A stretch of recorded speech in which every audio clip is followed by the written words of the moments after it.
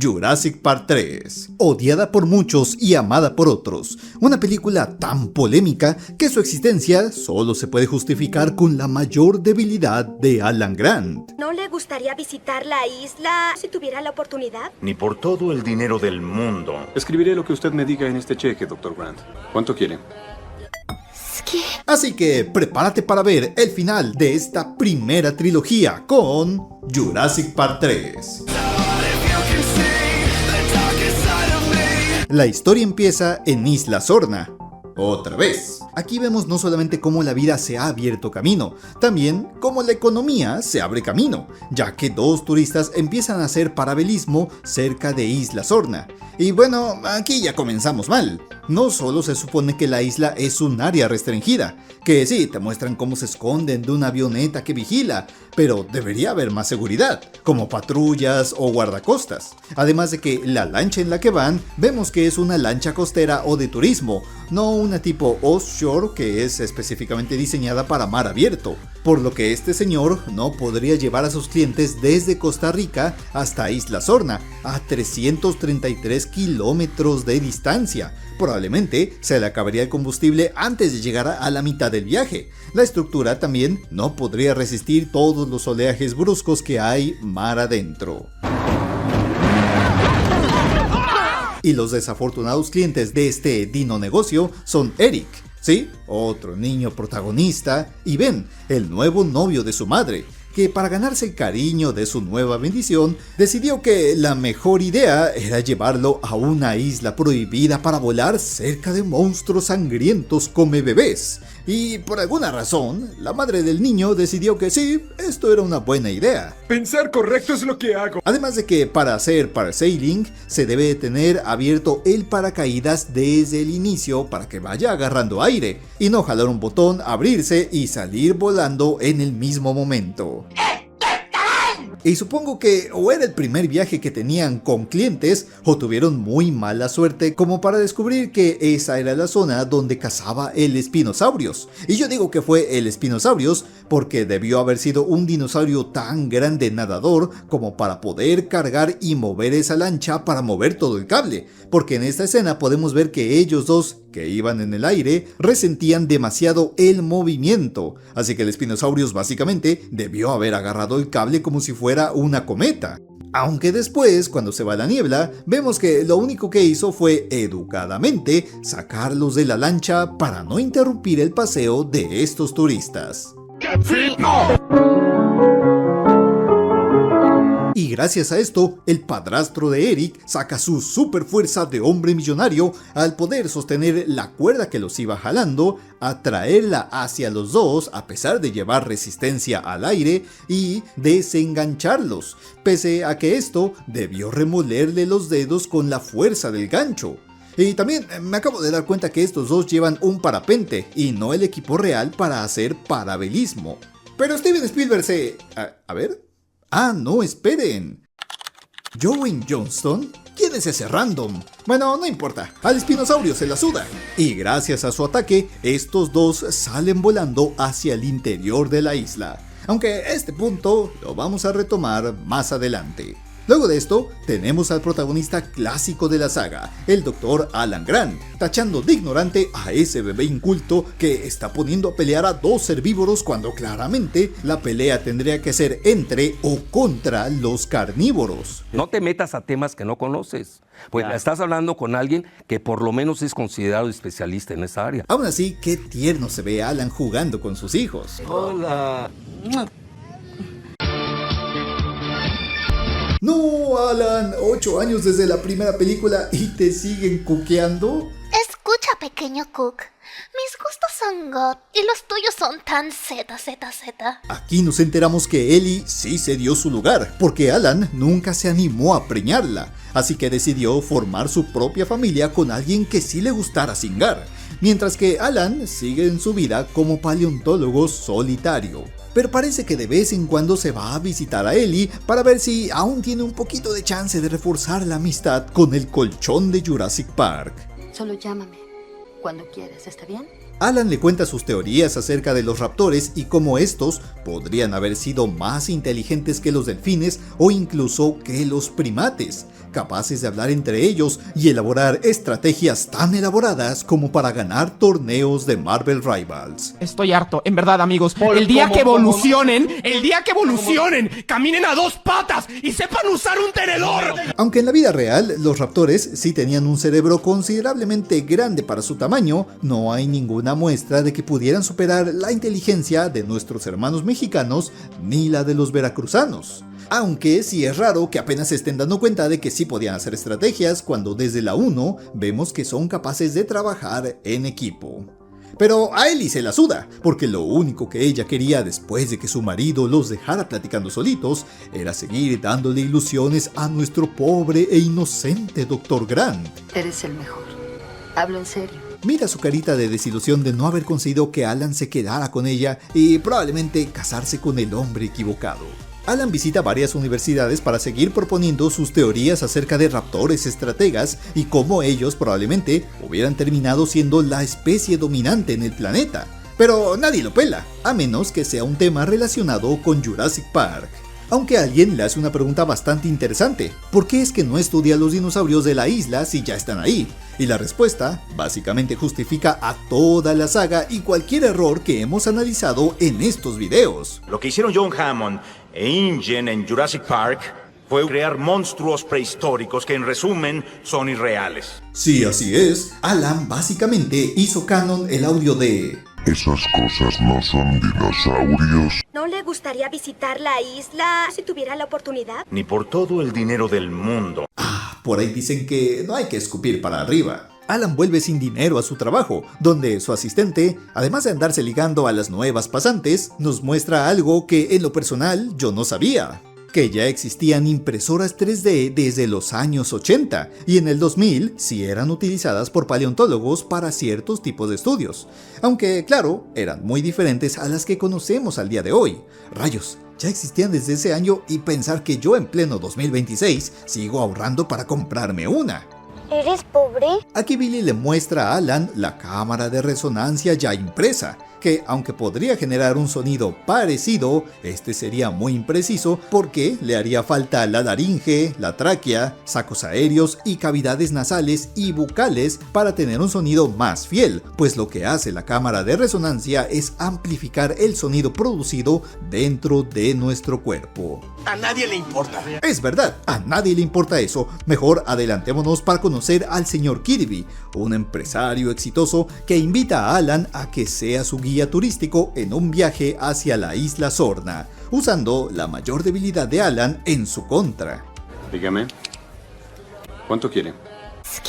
Ya en el avión, camino a la isla, parece que alguien se estaba fumando un porro porque el Dr. Alan tiene unos sueños bastante curiosos.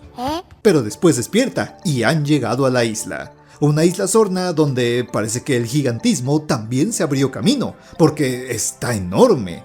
Lo cual es raro, porque según algunas wikis, su tamaño puede ser de unos 144 kilómetros o hasta 430 kilómetros, según algunas estimaciones de fans.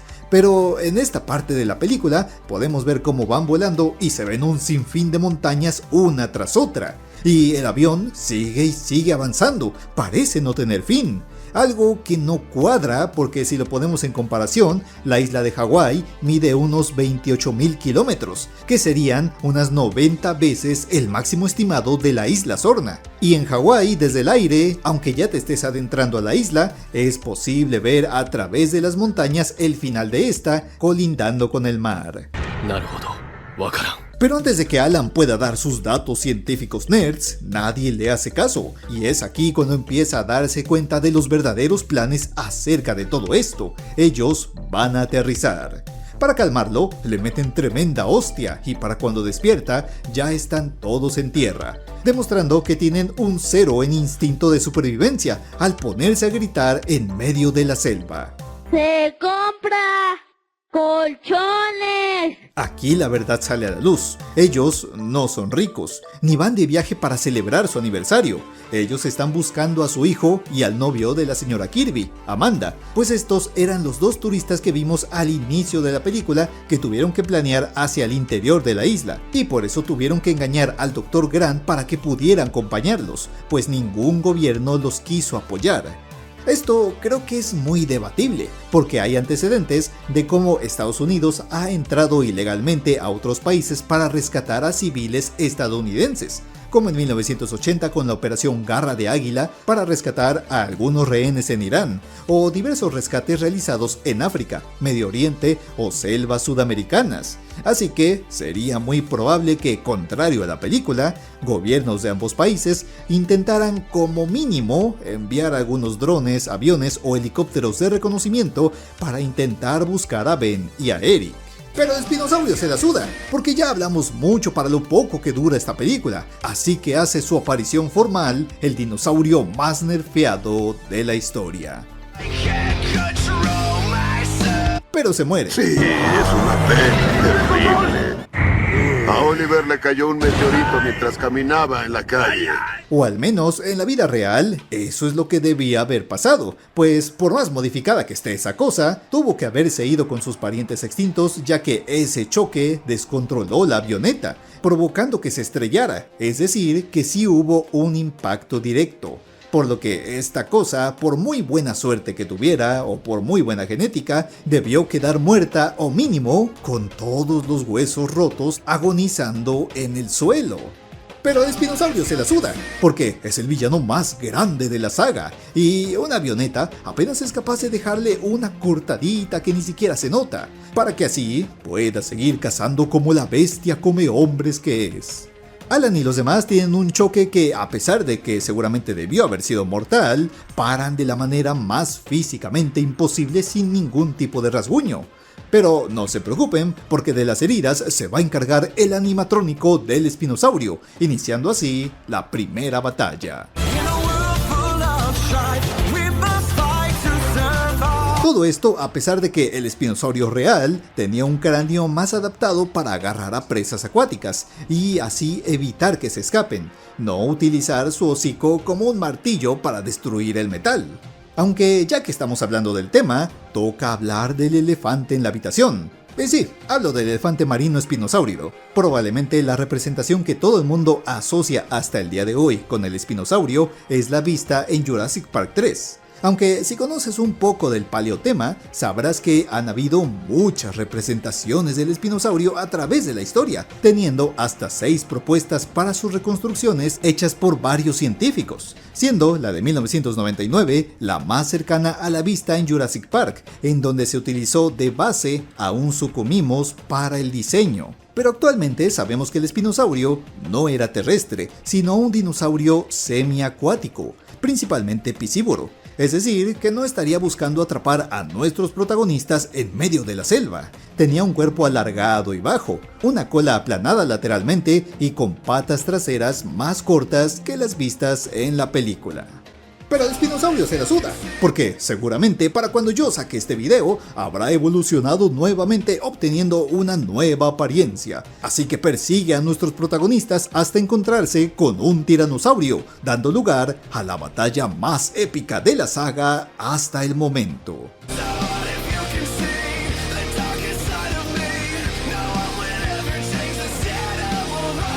Aunque en la vida real, según estudios científicos, probablemente esta pelea debió verse algo así. Ya en serio, en la vida real, el T-Rex se papearía de inmediato al espinosaurio. El tiranosaurio, con una sola mordida bien puesta, podría darle fin al espino, pues sus tipos de presas, sin importar el tamaño, sucumbían ante su mordida. Mientras que el espino tenía una mordida hecha para presas acuáticas que no podían defenderse tan bien. Aunque claro, eso pensando en una batalla en tierra. En el agua, la ventaja sin duda la tendría el Spinosaurus, así que en un triatlón todo se decidiría en el ciclismo.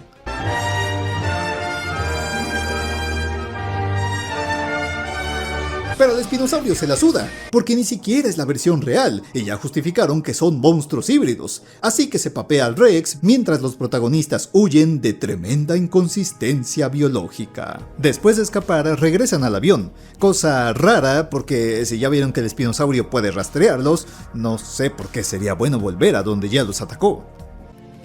Joder, tremendas glándulas mamarias. Después empiezan a dirigirse hacia la costa para salir de la isla. Billy demuestra que lo único que hace en la chamba es ligarse a las nuevas practicantes, porque parece que no tenía ni idea de qué dinosaurio los atacó. ¿Cómo lo clasificarías? Es un depredador.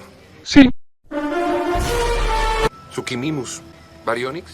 Espinosauro agipticus. Ok, entiendo que el espinosaurio de esta película está inspirado principalmente en un Baryonyx, pero él, que era paleontólogo, debería haberlo reconocido, sobre todo por tremenda aleta dorsal que tiene ahí. De hecho, estoy seguro que cualquier niño amante de los dinosaurios, aunque nada más tuviera su bolsita esa de dinosaurios de plásticos del tianguis, pudo saber de inmediato que se trataba de un espinosaurio. No te metas a temas que no conoces. Pues estás hablando con alguien que por lo menos es considerado especialista en esa área. Mientras siguen caminando, encuentran el paracaídas atorado del parapente que utilizaron para llegar a la isla. Y ese es el tema que quería abordar hace rato. Aunque no hay un mapa oficial de la isla, sabemos que los sucesos tanto del choque de la lancha como del choque de la avioneta suceden al noroeste de la isla. En toda la película se quieren dirigir al otro extremo, hacia el sur, por eso es que pasan varias horas y hasta días caminando. Así que, ¿cómo es que llegó el parapente hasta acá? En paravedismo, la altura que suele rondar son unos 30 a 60 metros. Con el equipo adecuado, debería avanzar únicamente 2 metros por cada metro que descienda. Entonces, el máximo que debieron avanzar sin el arrastre de la lancha es poco más de 120 metros. Pero bueno, supongo que por eso usaron un parapente, así que por cada metro que ellos descendieran, avanzaban 11 metros al horizonte. Así que si iban a un máximo de 60 metros, y tomando en cuenta que las lanchas tienen que estar a una distancia segura de 300 metros de la playa para poder hacer esta actividad, entonces ellos debieron avanzar únicamente 500 metros. La única forma en que el parapente haya caído dentro de la isla con árboles gigantes es si estos iban a una altura de 150 metros. Y solamente con eso podrían avanzar 1,5 kilómetros. Y con todo lo que han caminado con la película, esto no me cuadra. No sé, Isma. No pienso que sea por la magia del cine. Pero lo único que encuentran, además de la videocámara que llevaba el niño, es el cadáver del exnovio de Amanda. Imagínate, acabas de encontrar un video con esperanzas de encontrar a tus 2 seres queridos vivos, y de la nada, un esqueleto de la Facultad de Medicina cae al suelo.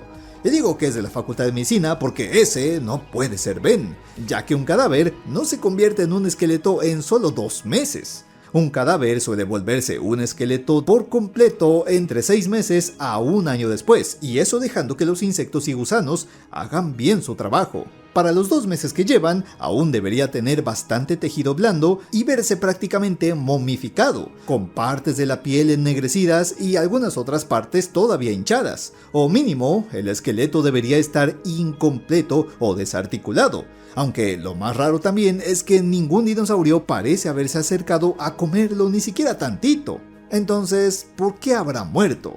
Vi teorías que afirmaban que seguramente tuvo heridas internas durante el aterrizaje, pero si así fue, porque Eric, el niño, sí está vivito y coleando. Necesidades del guión. Pero no hay tiempo para llorar, el viaje tiene que seguir, y guardan el paracaídas y llegan a un laboratorio abandonado de investigación, donde los velociraptors hacen gala de su gran inteligencia estratégica, engañando a Amanda, quedándose quieto para espantarla. Y aquí empieza por tercera ocasión en la saga, la huida de los velociraptores.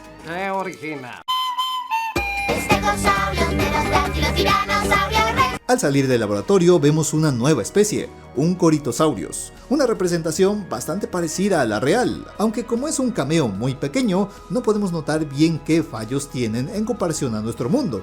Lo que podríamos decir es que se ve más pequeño de lo que debería, y que, al igual que el Parasaurolophus, debería tener extremidades más largas, pues principalmente era un cuadrúpedo. Afortunadamente, ningún dinosaurio los pisa en esta estampida, pero aún así los raptores acorralan a los humanos, cazando al gordito pelón y tendiéndoles una trampa, con lo que Amanda termina cayendo del árbol y queda irrealmente agarrada de un tronco con sus piernas. Así que armadura de guión o tremendos piernones que se cargaba la ex esposa del señor Kirby. Aunque aquí lo más irreal es que se supone que los depredadores más peligrosos del planeta aprendieron a cómo tronar el cuello de un humano sin desgarrar la piel. ¿Qué? Por esta persecución se termina separando el grupo. Los secundarios se quedan en un árbol y Alan es salvado por bombas de humo tiradas por Eric, el niño perdido, que lo lleva a su refugio y así nos recuerda que no hay nada más poderoso en la ficción que un niño protagonista. Porque por alguna razón logró llegar hasta casi el centro de la isla sin ni un solo rasguño, sin ser devorado por ningún dinosaurio y todavía encontró un refugio con suministros. No, hombre, este niño, si no iban por él, se hubiera vuelto el presidente de la isla, ¿eh? Y espérense que hablemos de Campamento Cretácico. Este niño resultó ser mejor superviviente que Bear Grylls, pues hasta orina de tiranosaurio logró conseguir para espantar a otros cazadores. Pensé que eras hembra. Del otro lado, luego de apreciar por primera vez a unos anquilosaurios que sale tan rápido que mejor vamos a dejar el análisis para Jurassic World, en esta noche, Amanda se da cuenta de sus verdaderos sentimientos y cómo ella se equivocó al escoger al hombre millonario aventurero por encima del esposo responsable y protector que ya tenía. No, hombre, no lleva ni medio día de que se enteró que su novio se murió y ya quiere empezar otra vez. Bueno, no se le quitará lo muerto. A trabajar. Afortunadamente, en el siguiente día, todos al avanzar hacia la costa se reencuentran. Esto porque los guió el sonido del teléfono del señor Kirby. Pero pronto se dan cuenta de que el tono de llamada que sonaba era del espinosaurio que se había comido el teléfono. Y wow, tremenda potencia tiene la bocina de ese teléfono, tanto así como para escucharse dentro del estómago de una cosa de 8 toneladas, estando a muchos metros de distancia y en medio de una selva. Pero el espinosaurio se la suda, porque lo único que quiere es acabar con los humanos. De alguna manera, logra sacar la fuerza sobre espinosaurida y atravesar una cerca de barras metálicas, las cuales deberían resistir mucho más sus ataques, o mínimo haberle dejado varias lesiones y cortes al dinosaurio, que contrario aquí, sigue corriendo como si nada. Pero por alguna razón inexplicable, es incapaz de tumbar la puerta del refugio al que se meten. Aquí dentro, Alan se da cuenta de por qué los habían estado persiguiendo los raptores, pues Billy les agarró sus huevos. O sea que se robó a sus bebés. Y aunque sí es realista que los dinos quieran proteger a sus crías, ahuyentando a los peligros persiguiéndolos hasta que estén fuera de la zona, lo irreal aquí es que esta persecución dure horas o días. Pues seguramente los animales reales se hubieran concentrado en otra cosa después de un rato de no encontrar a los humanos.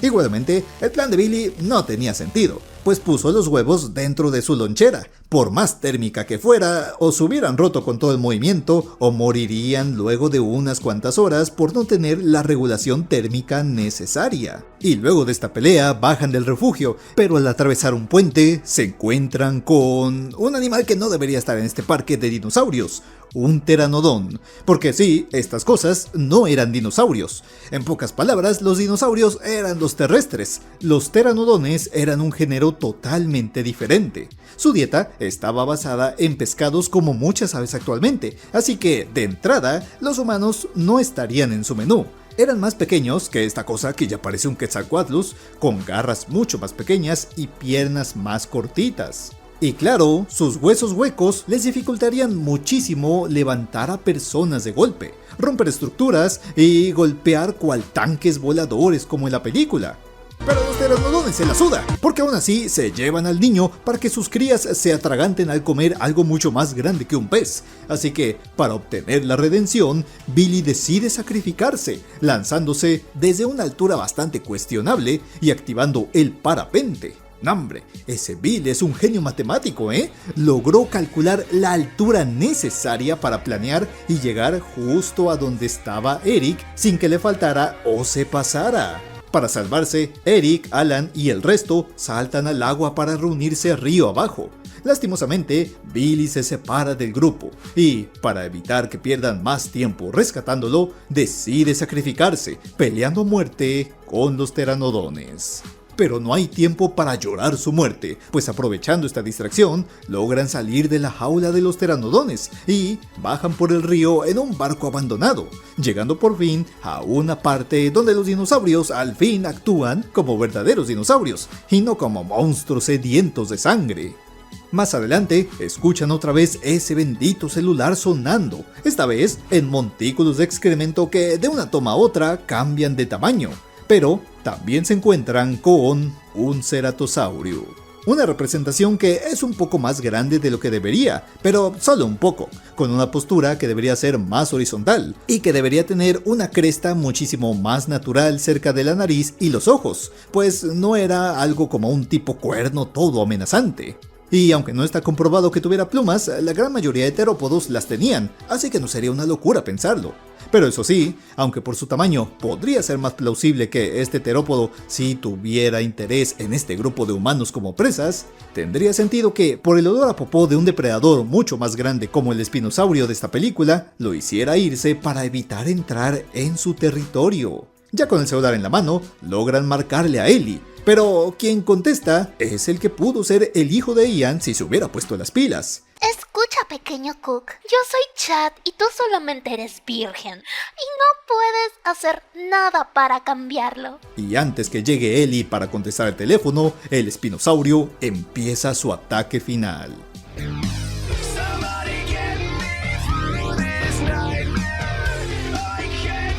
En medio del caos, logran avisarle a Ellie, pero este espinosaurio está lleno de esteroides, así que destroza el barco y empieza a manosearse a Amanda y a su hijo con sus garras, claro, y estoy seguro que con esas tremendas garrotas debió partirlos a la mitad. Pero el señor Kirby no va a dejar que le vuelvan a bajar a la vieja, así que distrae al espinosaurio él solito, lo que le da chance a Alan de tomar una bengala e incendiar toda el agua que tenía gasolina que se regó del barco. Lo cual, en la vida real, aunque sí podría suceder, no duraría tanto ni crearía una cortina de fuego gigante. Todo dependería de qué tanto combustible hubiera en el barquito, pero considerando que estaban ahorrando la gasolina, este debería haberse consumido en muy poco tiempo. Pero el espinosaurio se la suda, porque está tan roto que no hay otra manera de derrotarlo, así que decide largarse de esta película ya para que ya acabemos. Ah, pero falta un cabo suelto: los raptores, que después de como 3 días y atravesar toda la isla, aún tienen el cerebro suficiente para recordar quiénes les robaron los huevos. Bueno, no mucho, porque a quien se lo están reclamando es a Amanda. Deme esos huevos ya. ¡Colosa! Y para terminar de distraerlos, Alan saca su cámara de resonancia y se echa una platicadita con los raptores, que así como está la cuñada, que preséntamela, que no me hizo caso Ellie, y los raptores dicen: no, ¿cómo crees? Eso sería Sofía, mejor te presento un canal bien chido, se llama Titanium Skin. El caso es que los raptores deciden dejarlos en paz, y llegando a la playa, son rescatados por el ejército, los cuales les mencionan que lograron encontrar a Billy y él está sano y salvo. Y claro, la llegada del ejército, en teoría, debió haber pasado desde el inicio con Ben y Eric, y no hasta ahorita. Pero a Steven Spielberg se le suda, porque toda esa falta de lógica hizo que ni siquiera quisiera dirigir esta película, así que mejor terminemos con unos pteranodones dirigiéndose hacia el horizonte de manera maravillosa, aunque muy seguramente van a terminar siendo cazados o muriendo al no encontrar tierra firme. Y recordándonos una vez más que tal vez todos nosotros somos el verdadero Jurassic Park. Muchas gracias por haber terminado esta trilogía conmigo, espero que te haya gustado y que hayas aprendido nuevas cosas. Si fue así, por favor déjame en los comentarios cuál fue tu película favorita de la saga. Y recuerda que ahora te toca a ti escoger cuál será la siguiente película que vamos a analizar. Antes de entrar con Jurassic World, vamos a tomarnos un pequeño descanso y elegir algo menos serio pero más fumado, la película de Minecraft. O continuar con el UCM de una vez por todas y ver Hulk. O ponernos muchísimo más serios y ver The Batman. Recuerda que la más votada será la elegida para la siguiente película que vamos a analizar, así que no te la pierdas y suscríbete, comparte con tus amigos y deja tu like para que podamos seguir creciendo. Y los poderosísimos saludos del día de hoy van para Rapsi O, para Mina y Yohyun Fan, para Ricardo Beltrán, para ¿Qué pedo con el fandom?, para Forumoco 0755, para Will, para Mr. Halloween, para Brian Earl. y para Mr. Kobrax. Y muchísimas gracias por haber llegado hasta el final. Sin nada más que decir, les ha hablado el Jurásico Titanium King y los veré en el siguiente video.